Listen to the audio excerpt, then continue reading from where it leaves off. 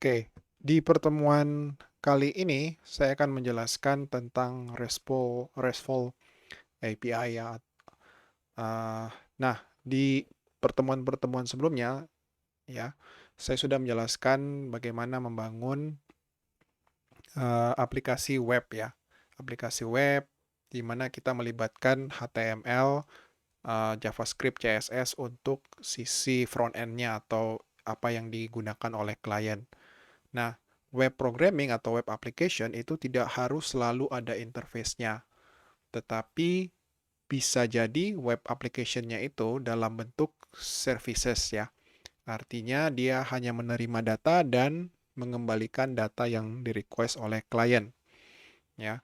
Jadi aplikasi webnya ini dia menyediakan service kepada web-web yang lain.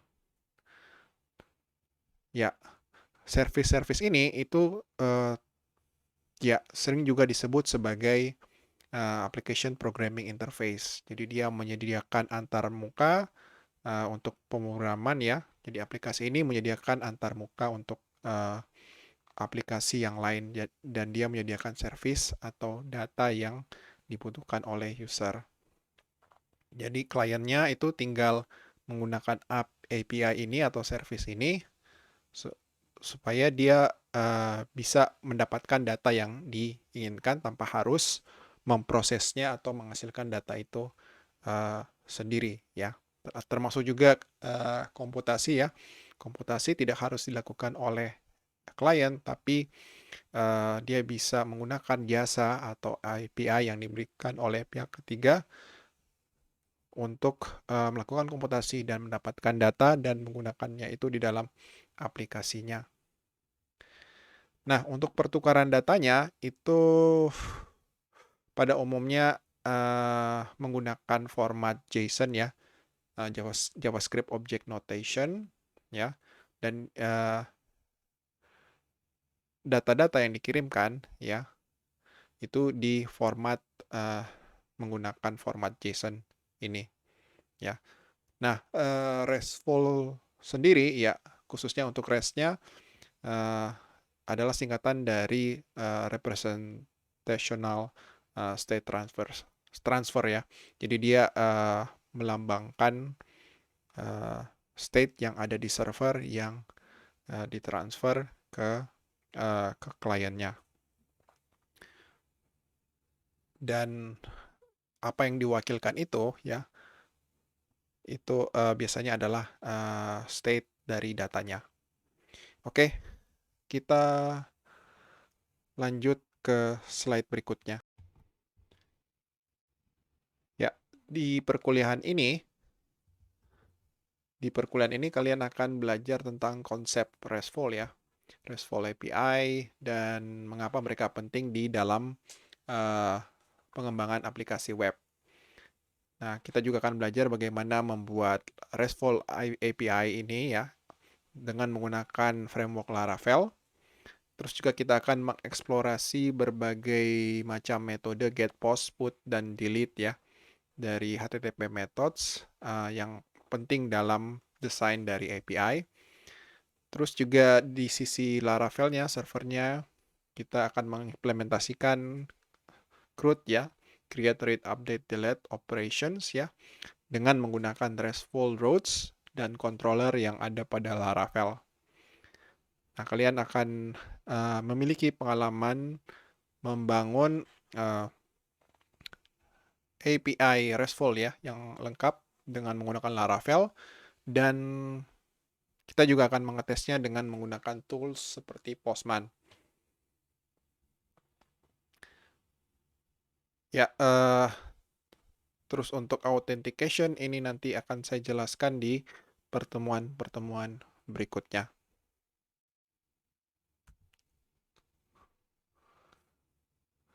Nah, RESTful API ini adalah singkatan dari Representational State Transfer Application Programming Interface ya. Itu adalah singkatannya. Dan ia merupakan style arsitektural ya, yang mendefinisikan beberapa syarat atau batasan-batasan dalam membuat web services ya. Nah, RESTful API ini didesain untuk scalable ya, stateless ya. Jadi dia tidak perlu mengingat kondisi yang ada di klien ya, dan mudah digunakan untuk mudah digunakan oleh berbagai klien. Terus RESTful ini menggunakan standar HTTP method ya, seperti get, post, put, and delete untuk melakukan berbagai macam operasi atau aksi pada ya data, file, database, dan lain sebagainya. Nah, REST API mengikuti client server model ya, di mana kliennya ini merequest sumber daya atau resources, dan servernya ini merespon dengan mengirimkan balik data. Nah, resources-nya ini diidentifikasi dengan menggunakan URL ya. Jadi untuk request kita menggunakan URL-nya, data kemudian bisa dikirimkan dan diterima dengan berbagai format ya. Ada JSON, XML, ataupun teks ya. Cuma sekarang yang dominan format yang digunakan adalah JSON. Karena ketika dikompres, ukuran datanya itu jauh lebih kecil. Dan secara user friendliness-nya ya, itu lebih mudah dibaca dibandingkan XML. Nah, ini yang akan kita lakukan pada saat men-setup aplikasi konverternya ya. Nanti kita akan buat model dengan di dalam folder model ya. Kita buat model converter.php. Terus kita akan membuat file modelnya ya, atau datanya di dalam file JSON tersebut ya. Jadi converter JSON ini berisi daftar-daftar currency rate dari mata uang satu ke mata uang yang lain. Sedangkan model ini bertugas atau bertanggung jawab untuk meload, mengubah ya, menambahkan data atau memanajemen data yang ada di dalam file JSON yang ini. Kemudian ada juga kita perlu juga mengeksekusi perintah berikut ya, untuk menformat atau merepresentasikan request yang diberikan oleh user ya ke dalam suatu kelas tertentu ya. Jadi pada saat store ataupun update request-nya itu kita format sebagai store converter request, update converter request. Ya, terus di sini juga kita buat perintah, eksekusi perintah untuk membuat controller API converter controller ya, API/converter controller ya. Khusus converter yang ini ya, dia agak sedikit berbeda dari converter controller yang kita buat sebelumnya. Converter controller yang kita buat sebelumnya itu bertanggung jawab untuk mengembalikan halaman web, sedangkan yang ini dia hanya mengembalikan JSON atau data ya. JSON atau data, sehingga tidak ada user interface yang dilibatkan. Tidak ada HTML, tidak ada CSS, ataupun JavaScript library yang digunakan. Nah, khusus untuk pertemuan ini, kita bisa mulai project-nya dari scratch ya, tanpa harus menggunakan project di pertemuan sebelumnya. Jadi murni tidak ada HTML dan tidak ada JavaScript. Jadi hanya bertukar JSON ya, bertukar JSON aja. Ya, selanjutnya saya juga akan menjelaskan tentang custom response ya. Jadi kita bisa membuat semacam service provider ya, yang akan menangani request RESTful ini dari users dan mengembalikan data yang diminta dalam bentuk JSON. Nah, untuk formattingnya kita perlu suatu kelas, suatu file yang akan menangani formatting dari JSON yang akan kita kembalikan ke user ya. Jadi formattingnya itu yang bertanggung jawab adalah respon macro service provider ini yang filenya atau kelasnya nanti kita akan buat. Nah, setelah kita buat service providernya ini, itu perlu kita registrasikan di file app.php di dalam config folder ya. Jadi registrasinya seperti ini. Oke, jadi ya contoh praktisnya mungkin akan lebih jelas pada saat saya mendemonstrasikan kodenya. Ya, jadi ini mungkin hanya sekilas introduction atau pengenalan akan apa yang kita lakukan nanti. Ya. Oke, dengan mengeset respon makro service provider ini, kita bisa dengan mudah mengeset kira-kira format atau pesan yang akan kita balikan ke user itu seperti apa. Ya. Oke. Nah, ini isi dari makro service providernya. Oke.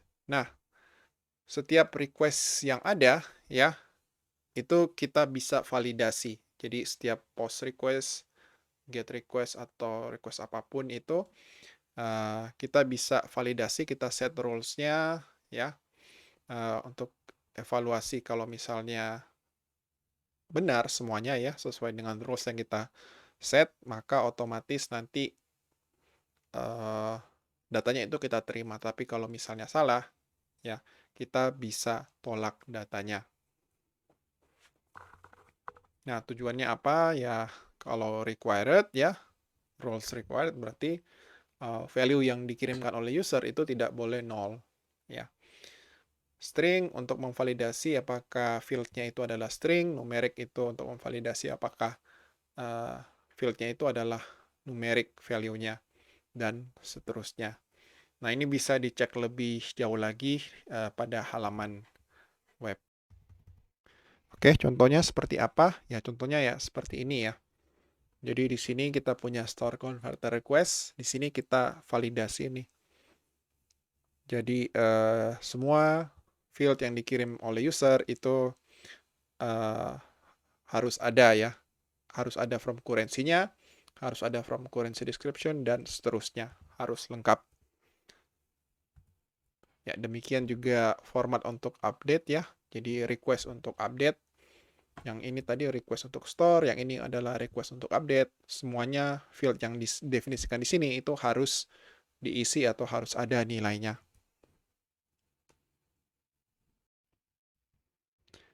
Oke, selanjutnya adalah penjelasan tentang kode modelnya. Ini saya skip aja ya. Saya skip aja, nanti saya jelaskan pada saat coding, demo codingnya. Demikian juga converter controllernya, ini saya skip aja. Ya, ini juga setting routingnya, ya ini saya skip aja. Nanti saya akan jelaskan semuanya pada saat demo kode. Oke, ya kita mulai dengan membuat project baru kosong Laravel ya. Nah, ini perintah yang diketikkan tuh seperti ini ya. Composer create project Laravel dan nama projectnya. Ini kita enter aja. Nanti Laravelnya akan otomatis mendownload semua library yang dibutuhkan untuk project kita. Oke. Ya, sekarang 93%. Kita tunggu saja. Ya, downloadnya selesai. Nah, kita mau tes apakah projectnya ini bisa berjalan dengan baik. Saya ketik PHP Artisan Serve.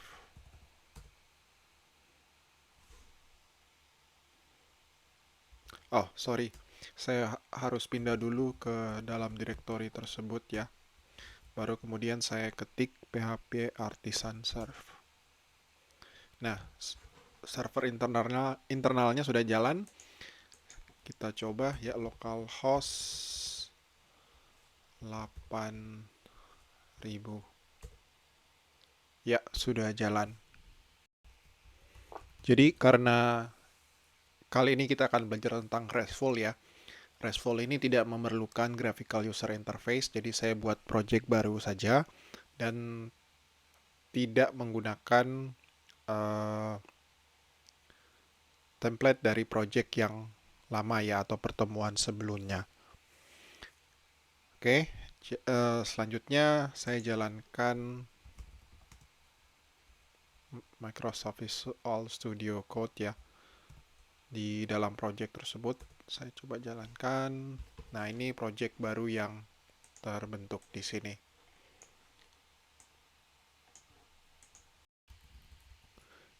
Selanjutnya saya akan membuat beberapa kelas yang akan merepresentasikan request yang dikirim oleh user ya.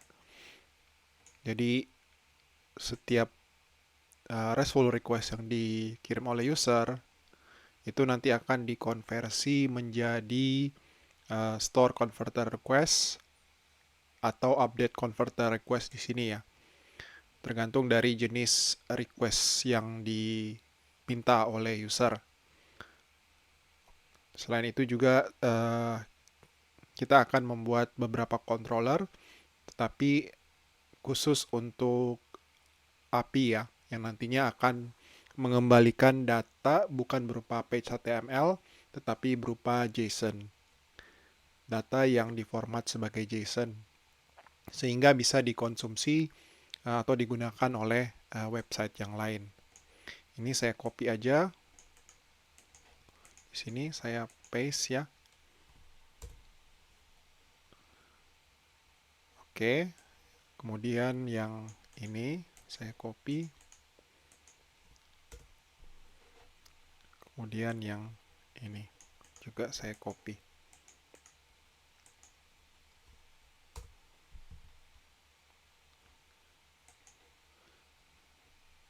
Oke. Ininya saya update. Oke, ya, saya sudah dibuat semuanya. Nah, sekarang kita mau cek di Visual Studio-nya. Ini di Visual Studio-nya. Kita masuk ke bagian app ya.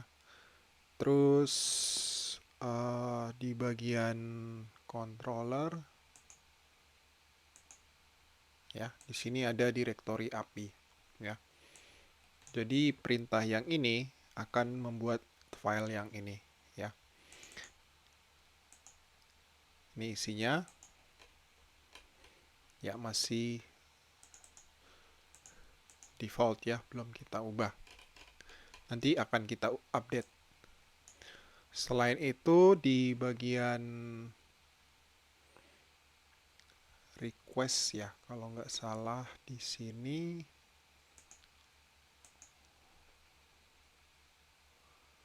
di bagian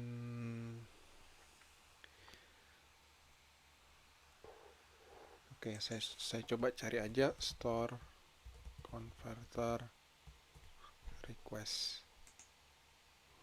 ya. Di bagian request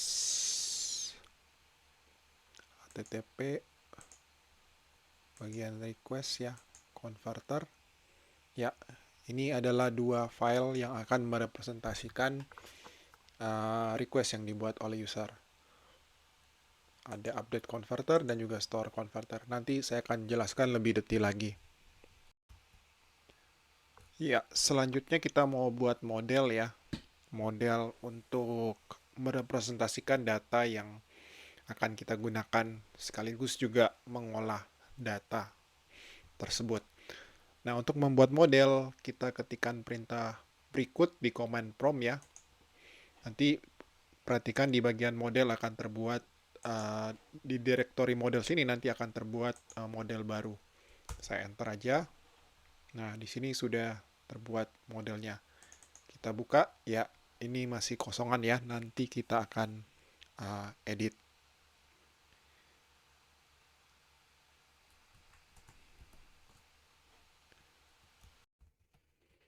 Untuk datanya, kita akan menggunakan data JSON ya. Jadi kita belum mengambil data dari database, tapi dari file JSON. Oke, nah di sini saya buat new file. Nama filenya adalah converter.json. Oke, untuk datanya sendiri adalah seperti ini. Ya, jadi ada 3 rate ya, Euro to USD, USD to GBP, dan Euro to GBP.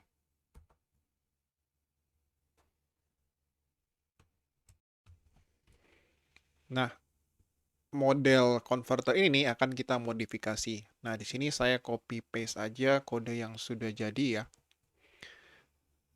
Ya, dia ada beberapa metode. Di sini ada beberapa metode atau fungsi 1, 2, 3, 4, 5, 6. Dan kalau kalian lihat nama-nama dari fungsi-fungsi yang ada di sini itu berkaitan dengan bagaimana kita membaca data dari JSON tersebut ya. Berarti ya seperti ini ya. Jadi all berarti kita ambil semua datanya, find kita ambil hanya satu data dengan menggunakan ID. Kemudian insert ya, kita menyimpan data, update data ya yang ini. Terus juga delete dan menyimpan data ya secara keseluruhan. Nah, saya akan jelaskan fungsi-fungsi yang ada di sini satu persatu. Ya, sebelum lanjut, kalau kalian perhatikan di sini ada file path ya. File path di sini ini merujuk kepada file JSON yang kita buat tadi ya. Oke, di sini ada kurang S1 namanya ya. Di converter JSON. Dan ini adalah konverternya. Oke. Kita mulai dengan function all di sini ya. Nah, function all di sini akan mengeksekusi fungsi yang ini, file get content ya. Dia akan menarik data dari file yang kita definisikan di sini. Kemudian ya dia masih dalam bentuk PHP object yang ada di sini ya. Kemudian kita perlu decode ya. Decode, oh sorry, di sini masih plain JavaScript JSON ya. Kemudian kita decode data JSON-nya itu supaya menjadi PHP object di sini. JSON decode and collect supaya dia menjadi list ya. Nah, kemudian metode selanjutnya adalah find ya. Find di sini dia akan memfilter data yang kita ambil ya dengan menggunakan ID. Nah, di sini kalau kalian lihat all di sini itu mengacu ke fungsi yang ini ya, yang all ini. Kemudian data yang diambil dari all kita filter dengan menggunakan first where ya. Jadi kita ambil data pertama yang mana ID-nya itu sama dengan ID yang ini. Ya, ID yang kita lewatkan lewat parameter. Kemudian hasil filter tersebut kita return. Selanjutnya adalah fungsi insert ya, yang mana fungsi insert ini menerima data yang dikirim oleh user ya. Datanya ini dalam bentuk mapnya PHP ya. Nah, di sini kita ambil semua data self all ini adalah fungsi yang ini tadi ya. Jadi kita ambil semua data yang sudah berada di lokal ya sebagai converters di sini. Kemudian kita buat record baru ya di sini, data object record baru yang nanti akan kita tambahkan atau kita simpan ya. Map currency-nya ya, rate-nya. Nah, ini kita terima dari request dari user ya. Nah, ini ID-nya kita increment. Jadi count-nya ini ya, kita hitung jumlah record yang ada di dalam converter, kita naikkan jadi 1. Kemudian kita map dengan key ID. Selanjutnya from currency kita map ke data from currency ya. Jadi nilai field from currency yang ada di dalam data. Demikian juga seterusnya untuk from currency description kita map ke nilai yang ada di data from currency description to currency ke data dengan field to currency description ke field to currency description dari data ya. Kemudian conversion rate-nya kita map ke data conversion rate di sini. Jadi pada intinya di sini kita buat data konversi rate yang baru. Kemudian converters ya, data list currency yang sudah ada ya, rate yang sudah ada itu kita konversi ke array supaya nanti data yang baru ini itu bisa kita tambahkan ke converters array ya. Nah, setelah kita tambahkan ya kita simpan datanya ya.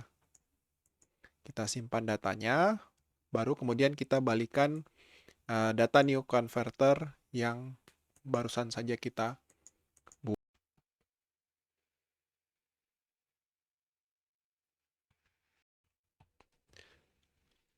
Untuk fungsi update, ya fungsi ini menerima data yang dikirim oleh user ya. Jadi mirip-mirip dengan fungsi insert. Dan satu parameter tambahan yaitu ID ya. ID di sini menandakan ID yang akan diupdate. ID dari record yang akan diupdate. Nah, isinya adalah seperti ini. Jadi kita mengambil semua datanya terlebih dahulu sebagai converters. Kemudian kita menggunakan fungsi collect yang disediakan oleh Laravel ya. Dan melakukan pencarian ya dengan fungsi berikut. Intinya adalah kalau misalnya ketemu ya dari koleksi item-item yang ada di dalam converters ini, ya, jadi item ID-nya itu harus sama dengan ID yang di request untuk diupdate ya. Jadi kalau ketemu sama, ya nanti dia akan mengembalikan indeks yang diminta ya. Indeks yang diminta. Oke, ini harusnya adalah false. Ya, artinya tidak ketemu ya. Kalau misalnya tidak ketemu, indeksnya ini akan bernilai false ya. Jadi kalau misalnya indeksnya ini tidak bernilai false ya, di sini kita buat record baru, calon objek record baru ya. Sama dengan yang ini ya, new converter. Jadi kita set ID-nya, from currency-nya, from currency description to currency description, conversion rate berdasarkan data yang dikirim oleh usernya ya. Jadi data baru. Kemudian di sini kita update record yang lama ya di memori pada indeks kesekian ya. Kalau pada indeks kesekian nanti dia akan ditimpa dengan objek yang baru kita buat di sini ya. Jadi objek yang lama itu nanti akan di-replace dengan objek yang baru di sini. Nah, setelah itu kemudian kita lakukan save data ya. Save data. Nanti akan dijelaskan save data itu apa. Kemudian kita kembalikan nilai objek yang baru ya, yang baru dibuat, yang sudah terupdate pengganti yang lama. Ya, lanjut lagi ke fungsi delete ya. Fungsi delete ini dia menerima ID yang dikirim oleh user yang ada pada request-nya. Kemudian sebagaimana yang lain kita ambil dulu semua datanya. Kemudian kita cari indeks dari item yang bersesuaian dengan ID yang dikirim oleh user ya atau request-nya. Oke, jadi kalau misalnya selama indeksnya tidak false ya, dalam arti ketemu ya, dalam arti ketemu, Di sini converters to array, convertersnya ini kita ubah dalam bentuk array. Kemudian kita pakai fungsi array splice, ya. Nah, nanti fungsi ini akan meremove data ya pada indeks yang diminta, ya. Jadi setelah di remove datanya, ya, kemudian kita save data tersebut dan kita akan kembalikan true. Tapi kalau misalnya datanya tidak ketemu, ya, kita return false untuk delete-nya. Nah, kalau kalian perhatikan di sini ada fungsi save data ya. Nah, save data ini fungsinya itu adalah yang ini definisinya, ya. Jadi dia menerima data, kemudian nanti dia akan melakukan penulisan ke file path yang kita definisikan di atas. Jadi data yang baru itu nanti akan disimpan balik ke filenya. Nah, ini adalah parameter JSON encode-nya supaya datanya itu diformat pretty print ya. Artinya white space-nya itu tetap diadakan, tetap di-include atau dimasukkan ke dalam file tersebut ya, tab, space, supaya formatnya tetap bagus. Selanjutnya saya mau jelaskan tentang converter controller ya. Jadi di sini kita buka aja controller API, converter controller ya. Nah, ini masih kosongan. Nah, ini saya copy aja dari kode yang sudah jadi ya. Saya copy dari kode yang sudah jadi dan saya akan jelaskan fungsinya satu persatu. Ya, nah di sini pertama adalah fungsi indeks. Fungsi indeks ini nanti dia akan memanggil fungsi all ya, yang ada di converter. Yang ini ya, fungsi all yang ada di sini. Jadi dia tarik datanya semua dari file JSON. Kemudian nanti untuk responnya nanti dia ya akan memberikan pesan ini ya ke usernya. Ya, tetapi dalam bentuk JSON. Ini respon API. Kemudian di sini fungsi store ya. Fungsi store ini nanti dia menerima request dari user atau RESTful request ya di sini sebagai request. Ya, nanti dia akan dikonversi menjadi kelas store converter request yang ini ya. Nah, di sini nanti kita akan definisikan rules untuk mengecek data yang dikirim oleh user apakah semuanya itu harus ada atau tidak. Jadi ada kayak semacam validasi di sini. Nah, ini nanti kita akan lakukan nanti.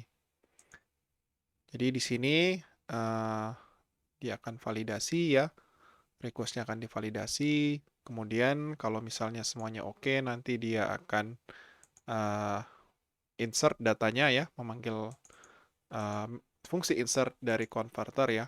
Di sini, yang ini, dia akan dipanggil. Terus hasilnya disimpan di sini, baru kemudian nanti kita balikan hasilnya ke user dengan response HTTP created.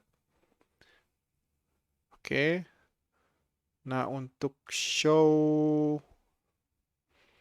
ya seperti ini ya. Jadi dia akan menerima parameter ID, nanti dia akan mengambil item atau objek tersebut ya berdasarkan parameter ID dengan memanggil metode find atau fungsi find di sini. Find ya yang ini yang nanti akan dipanggil.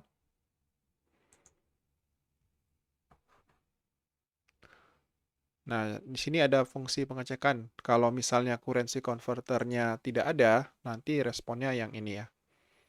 Responnya was not found ya. Page was not found. Tapi kalau misalnya ada, nanti dia akan kembalikan ke user dengan menambahkan pesan berikut. Currency converter retrieve successfully. Oke, selanjutnya adalah fungsi update. Ya, fungsi update Jadi dia menerima update converter request, jadi request dari user itu di format sebagai update converter request dan juga parameter ID ya disertakan pada metode ini. Nah, dia kemudian find record tersebut ya. Kalau misalnya tidak ada ya, dia kembalikan pesan kalau ID-nya itu tidak ditemukan, ya record tersebut tidak ditemukan ya. Terus kalau misalnya ada ya, jadi dia search ya. Search di sini. Kemudian di sini dia validasi. Kemudian kita kita update datanya ya. Kemudian kita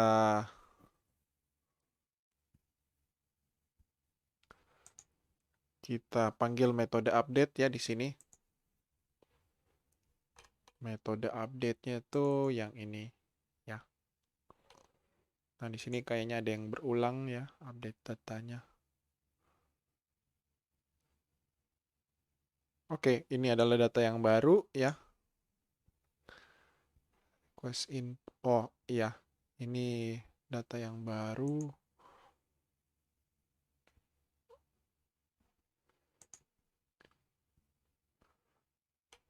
Oke.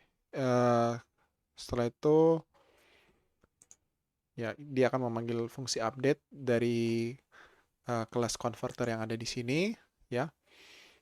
Setelah itu kalau semuanya oke, sukses, nanti dia kembalikan respons HTTP oke dengan pesan berikut. Ya, ini fungsi destroy ya. Fungsi destroy ini ya sama dengan delete ya yang ada di converter. Nanti dia kalau misalnya ini dieksekusi nanti dia akan menerima parameter ID-nya. Dia akan mencoba menemukan file converternya. Kalau misalnya tidak ada ya record currency exchange-nya ya. Tidak ada ya tampilkan pesan berikut. Kalau misalnya ID tersebut tidak ditemukan. Kalau misalnya ada ya kita delete ID record dengan ID tersebut ya. Jadi kita akan memanggil metode yang ini pada converter. Ya, kalau misalnya sukses ya kita tinggal kembalikan pesan HTTP oke dan ini adalah pesan teksnya. Oke, jadi ini metode-metode yang bisa dilakukan oleh converter control. Oke, lanjut lagi. Ya, kita akan mengedit store converter request. Jadi di sini kita mau tambahkan rules untuk validasi data yang dikirim oleh user ya, form data yang dikirim oleh user. Ini saya paste aja di sini ya dari kode yang sudah ada. Nah, di sini ya di sini perhatikan di bagian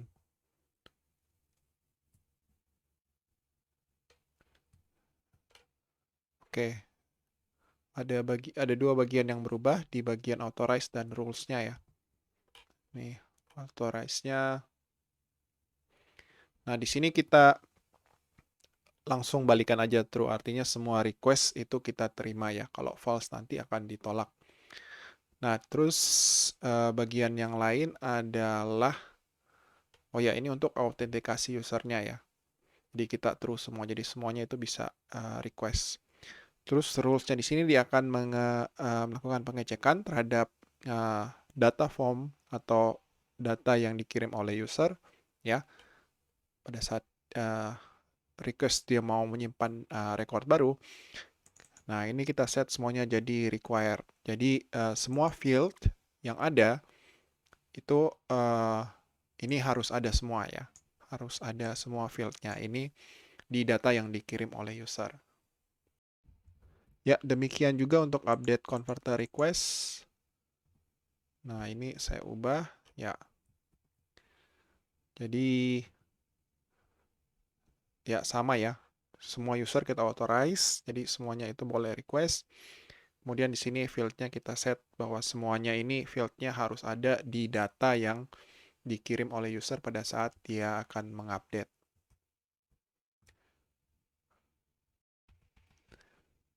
Ya, selanjutnya kita mau update routes-nya ya. Kalau sebelumnya di pertemuan sebelumnya untuk routing halaman web page itu kita punya web di sini ya. Jadi kita bisa routing web page-nya ya, request dari untuk web page tertentu. Nah, untuk RESTful atau API ya, itu dia juga sudah disediakan routingnya. Nah, routingnya itu di file API ini ya. Nah, ini kan dia masih kosong ya, masih default. Nah, ini saya copy dengan yang sudah ada, yang sudah jadi ya.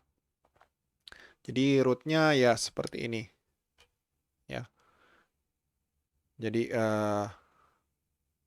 kalau misalnya ya prefixnya adalah converters yang ini ya. Nanti pada saat mau request itu kita mesti menggunakan API ya sebelum actionnya ya, prefixnya ini. Kemudian setelah itu kita bisa tambah index ya. Slash aja ya. Untuk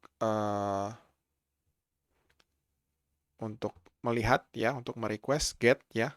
Jenis rootnya adalah guest. Jenis requestnya adalah get. Sedangkan kalau jenis requestnya adalah post ya,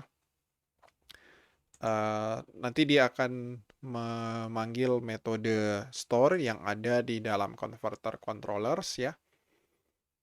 Jadi kalau post yang ini nanti dia akan memanggil store yang ada di controller ya. Saya coba akan tampilkan side by side. Ya, jadi kalau misalnya tipe requestnya adalah get ya, dan dia berada pada posisi rootnya itu ya, nanti ini yang akan dipanggil index. Kalau misalnya post ya, jenis requestnya ya, nanti dia akan memanggil store yang ada di sini ya.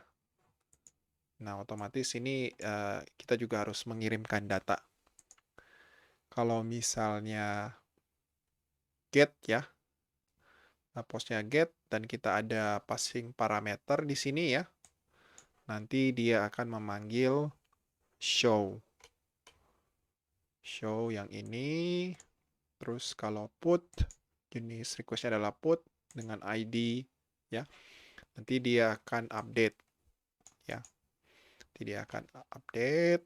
Terus kalau misalnya delete, kalau delete itu nanti dia akan memanggil metode destroy yang ada di sini di controller converter controller. Jadi ini adalah mapping routing untuk RESTful request ya. Kalau di Laravel itu diistilahkan sebagai API. Nah, untuk mengaksesnya ya kita perlu menjalankan server internal dan kemudian kita request dengan URL berikut dan kombinasinya. Ya, selanjutnya kita perlu mengkonfigurasi provider ya. Providers. Nah, ya kita masuk ke direktori providers yang ada di sini. Oke, nah di sini ada yang namanya direktori providers ya. Ini saya kasih collapse dulu. Oke, root saya masuk ke bagian application providers ya. Nah, di dalam Laravel itu terdapat berbagai macam providers ya. Jadi ada application service provider, ada yang bertanggung jawab untuk melakukan authentication ya. Ada juga yang bertanggung jawab untuk routing dan juga event dan lain sebagainya ya. Nah, supaya uh, RESTful service ini bisa digunakan ya, kita perlu membuat providernya. Nah, untuk membuat provider ya ini saya copy aja dari yang sudah jadi ya. Jadi saya beri nama Response Micro Service Provider. Ya, oke. Nah, ini adalah providernya. Ya, isinya seperti ini. Di sini kita bisa formatting respons yang akan kita balikan ke usersnya ya. Jadi pada saat nanti kita uh, balikan ya, nanti format response JSON-nya adalah ada data, ada message ya, ada error, ada status code-nya juga ya yang ada di sini. Jadi parameternya adalah data, message, error, dan status code. Oke. Oke, ya status code-nya default-nya adalah 200. Oke, ini respon macro service provider-nya. Satu lagi sebelum kita mengetes adalah kita mesti mengeset mendaftarkan providernya ini ke dalam config.app ya. Nah, kita mesti daftar dia di sini. Oke, nah daftarnya seperti ini ya. Ini saya copy paste saja dari kode yang sudah ada. Jadi app providers, respon macro service providers. Oke. Nah, ini ya sudah sih sepertinya. Oke, kalau misalnya sudah, sekarang kita mau coba. Ini saya buka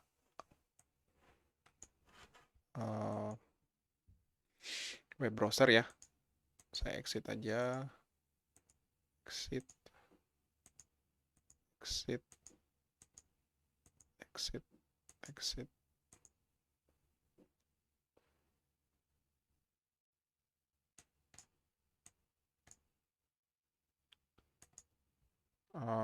Ya, ini saya biarkan terbuka root-nya.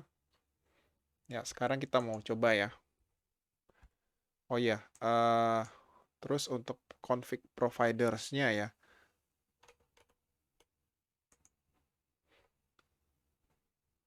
Sorry, yang response macro service.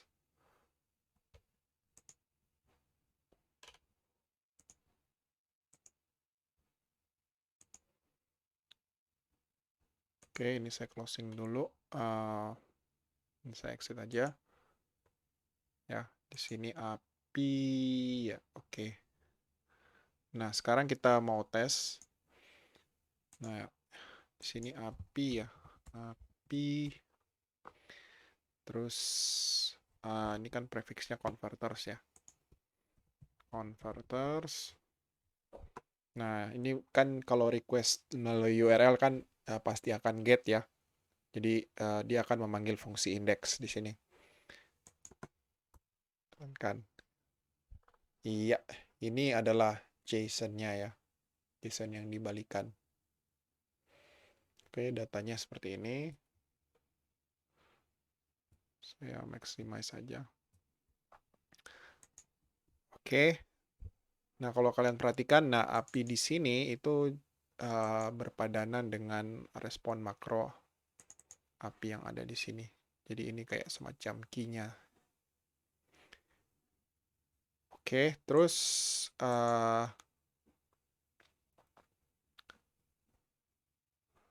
ya yang lain adalah kita mau coba get data ya.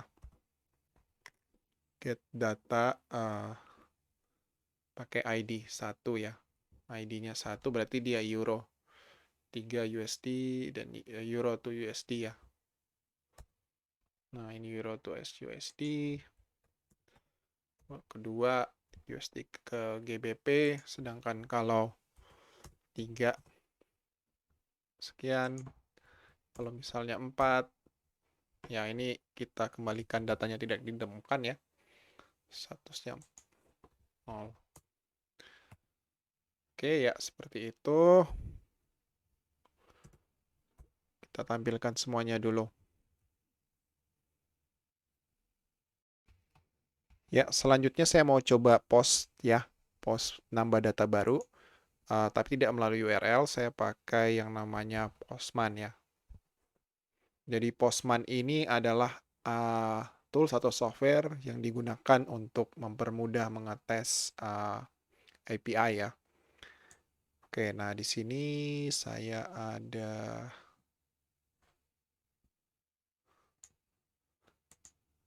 URL-nya ini ya.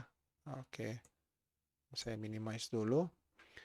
Untuk field-nya saya isi dengan ini aja, from currency description, terus to currency, ya, terus conversion rate-nya. Nah, ini value-nya adalah IDR JPY aja ya. JPY. Saya coba 1 JPY sama dengan ke IDR ya. Berapa? 136 ya. Berarti conversion-nya rate-nya sekian. Japan Yen. IDR. Indonesian Rupiah. Oke. Nah, sekarang saya coba request ya hasilnya. Ini pakai post ya. Post. Kita lihat IP-nya post ya untuk store. Oke. Kita send.